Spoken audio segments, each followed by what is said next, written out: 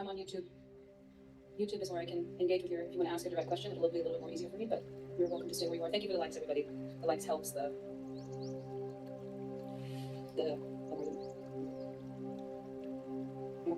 community grow. How do we deal with imposter syndrome? There's two ways I'm going to answer this. One, please put down the habit of relating to yourself in your creative process as if you are broken, as if friction is not supposed to be there. Art is hard as hell. Art is extremely difficult. Is anyone here a lifetime creative? Been in it for a few decades? Anyone? Hey. Anyone adult? Anyone here a human being? None. Anyone here? Your hand.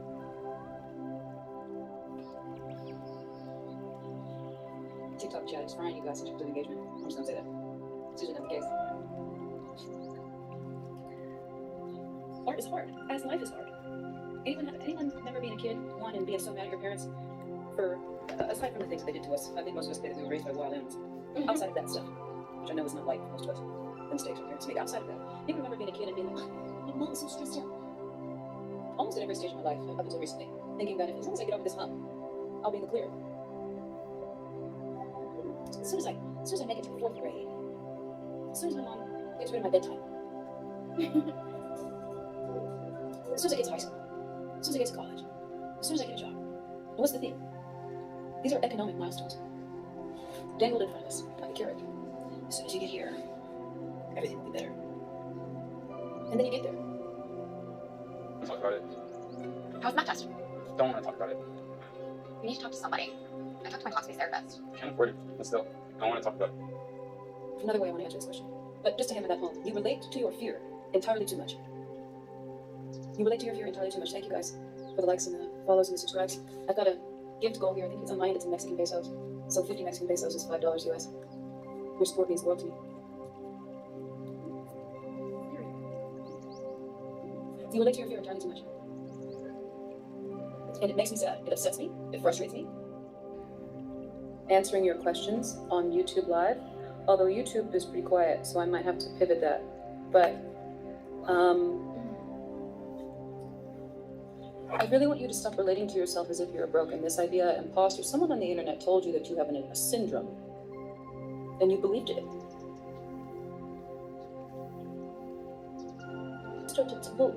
Win. And I'm not saying win as if there's something wrong with you, I'm on your side. But what I'm here to do and remind you and tell you, and this is the theme of my school that I run for adult creatives, is that the shit starts to change when you do what the old spiritual texts, what the old shamans, what every great wise person in the human lineage has to say about the tradition of being an artist, not the vocation of being an artist, that you will get wind underneath your sails, behind your sails, so to speak, when you start to see that art as a responsibility. Life conspires, including the technology of your own body. Everything conspires to help you become a more efficient steward of creativity on behalf of the audience. So my loans altogether was like $35,000. I was younger and I just wanted to get a degree. I knew what I was interested in. Art is a technology. Pandemic, since that quarantine, got your ass locked into the internet in a way that is bad for your everything. Someone told you you have imposter syndrome and you believe them. But let's isolate it outside of shame. Shame says you're an imposter. But let's look at it with dignity, as if you are unconditionally loved by God the Creator.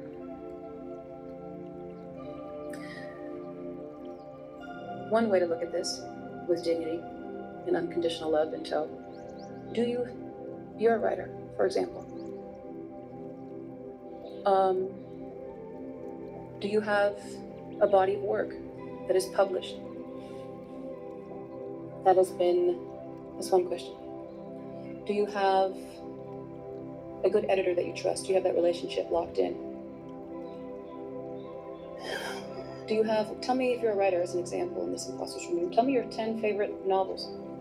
Tell me your 10 favorite memoirists. Tell me your favorite. Tell me about the literary theory that challenges your writing perspective the most. How many drafts of that thing that you want to write have you written? If you are answering no to any of those questions, I don't have an editor. I haven't been practicing. I haven't been sitting down to write every single day, like all the great writers in history have said. You have to sit down and write every day, every morning. Every morning, write. And not in the morning pages way. I'm saying writers. Have you done that stuff? If the answer is no, and the question is again, how do we deal with imposter syndrome? If you answered no to any of those, I have bad news for you and good news for you. You do not have an imposter syndrome. You are an imposter. You are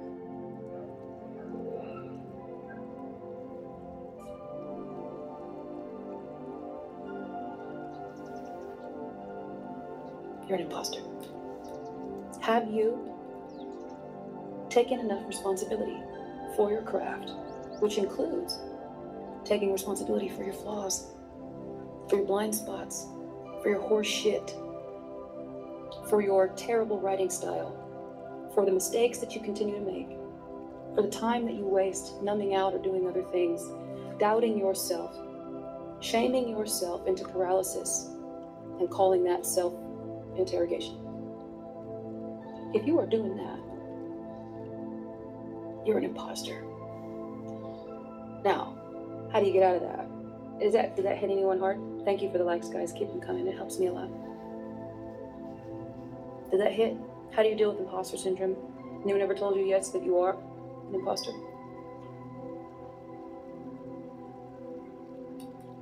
How you doing?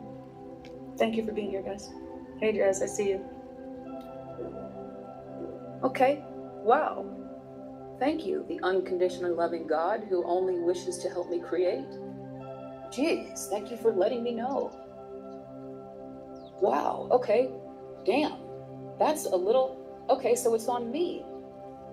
Whew, that's kind of a relief, actually, because I just thought I had a disease of imposter syndrome, that I was supposed to feel confident as James Baldwin, as the way that I feel about when I read James Baldwin, is how I was expecting to feel about my own writing before I even wrote it.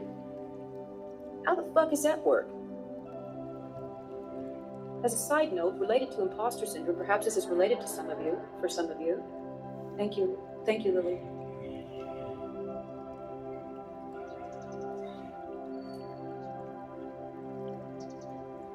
What was I about to say?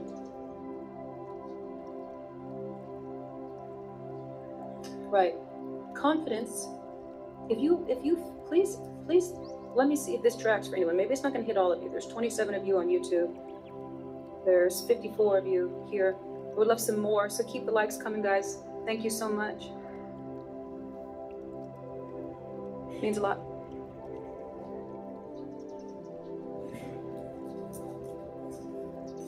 If you feel like you haven't, this is something that I've learned as an opera singer. I'm an opera singer. And one of the great tough lessons is, it comes in conservatory when a student kind of starts getting serious in their training. For me, that was around 20, 21, 22. I was a little older. I got a late start.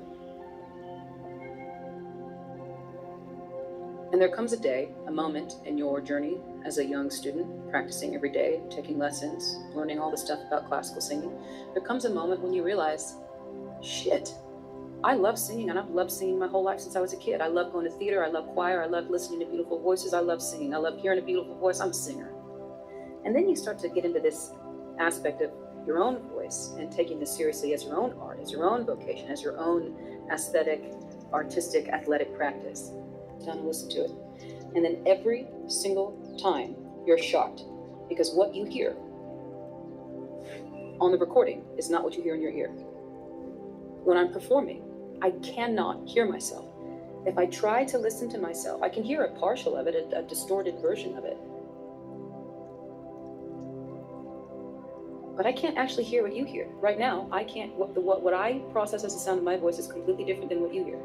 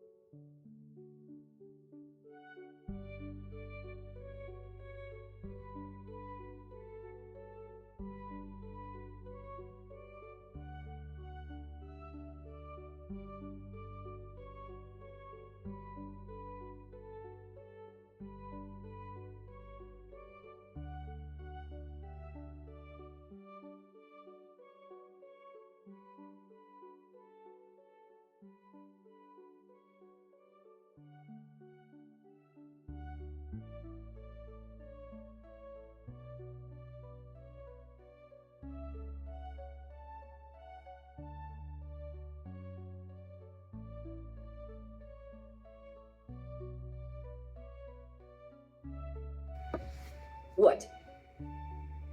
What does the mirror feel like? Is it comfortable? Is it soft? Is it warm? Is it fire? Is it a blade? Someone else. So, anyway, back to my shameless plug.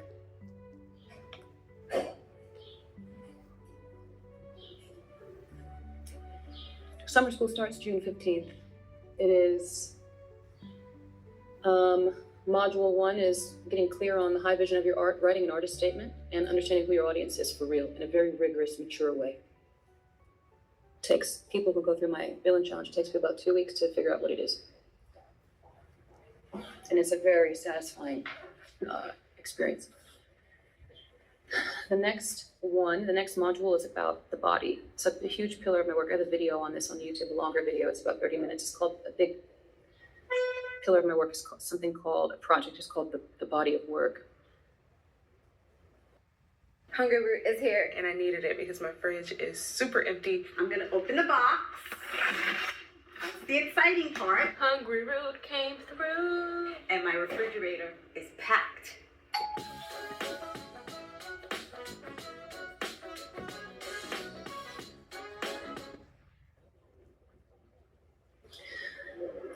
Enlisting your body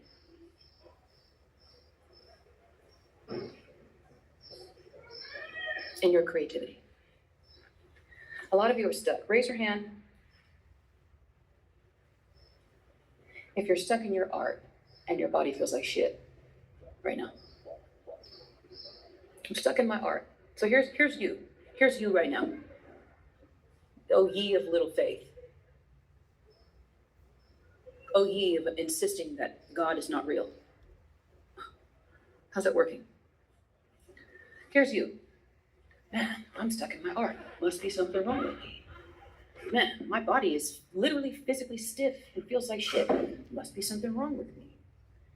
And here's what every single fucking spiritual text in the history of our species, guys, I don't give a fuck about a New York Times best-selling book about how to 98 laws of the bad bitch girl boss. 48 laws of how to get a man in 98 days. I'm not talking about that. I'm talking about wisdom that you don't even have to learn, you remember it. All of those sacred texts, every sacred text in the history of our species, the Bible, the Tao Te Ching, the Bhagavad Gita, they all insist, hey guys, lock into the body. Lock in. Hey, what do we have to thank the Hindu tradition for, other than developing religion in the first place? They're the first ones to be like, God, let's talk about it. What did the Hindu tradition give us? Ask for a second. You guys think that creativity is done by like some weird, ineffable, mysterious, imaginary, fraudulent thing of like being super better than everybody?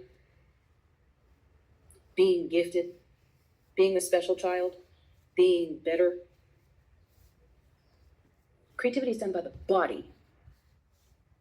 By the body.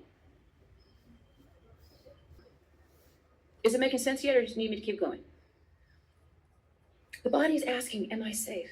And you have a fear of being seen. And then you think because you have a fear of being seen that you're broken.